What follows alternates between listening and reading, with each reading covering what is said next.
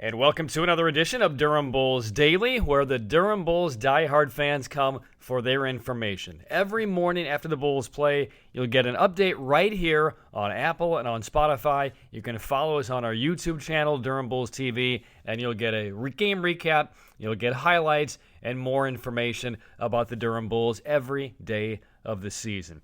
I'm Patrick Keenis, broadcaster for the Bulls. And Durham was aiming for back-to-back wins for the first time this regular season and had unbeaten left-hander Jacob Lopez on the hill to try and accomplish that. But the Bulls struggled in the bottom of the first. Lopez would not exit the last of the first inning. Threw 40 pitches, allowed 6 runs in a very windy, breezy evening at Coca-Cola Park. Jordan Luplow opened up the scoring with a one-out home run against Lopez. But then Lehigh Valley was able to build an inning further in that first. Cody Clemens singled, Weston Wilson walked, Aramis Garcia singled home run, and then a ground ball by Esteban Quiros would bring in another run. The inning, though, would take a little plot twist on a pop-up hit by Nick Podkul that should have ended the inning, but the wind blew it away from second baseman C.J. Hinojosa. It fell for a double, and that setup, Scott Kingery gave him a chance to bat in the bottom of the first, with Lehigh Valley already in front 4-0.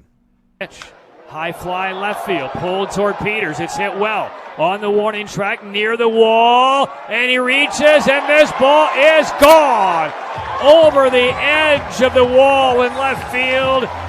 Lehigh Valley has put up 6 in the first against Lopez.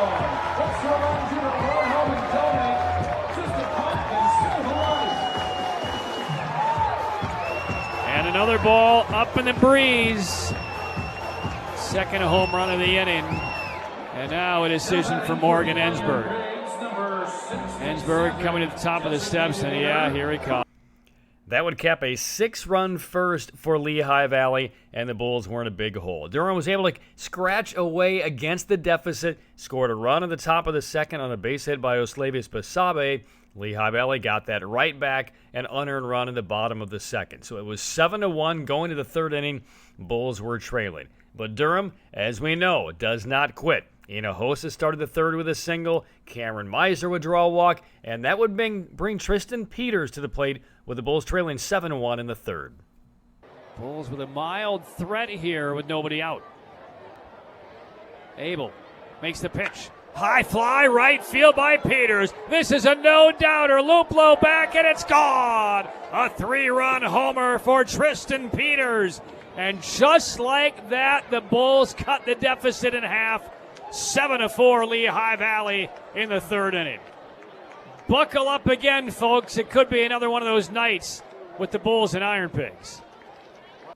Second home run of the season for Peters. That made it 7-4, but that's as close as the Bulls would get. Lehigh Valley tacked on another run in the bottom of the fourth inning. That came against Colby White, and that made it 8-4. They added one more in the bottom of the eighth inning against Joe Rickard as Kingery homered for the second time, and that would be the final. The Bulls would lose to Lehigh Valley 9-4. Inside the box score for the Durham Bulls, Rob Brantley had another solid game for the Bulls. He was the DH. Brantley went 1 for 4, 3 hits for Oslevis Basabe in his 4 at-bats, and the Durham Bulls just did not have the opportunities late in the game to carve into the deficit.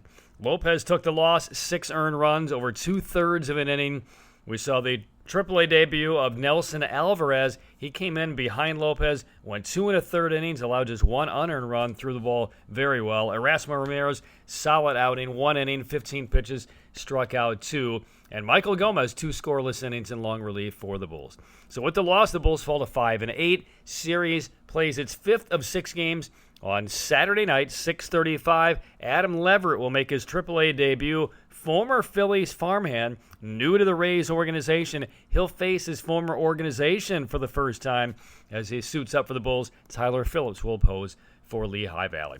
On the Bulls radio network, airtime at 6:20. And again, the first pitch between Durham and Lehigh Valley at 6:35. Remember, do not miss a single episode of Durham Bulls Daily. Subscribe right now on Spotify and on Apple, or you can follow these episodes on our Durham Bulls TV YouTube channel. I'm Patrick Keenis for Durham Bulls Daily.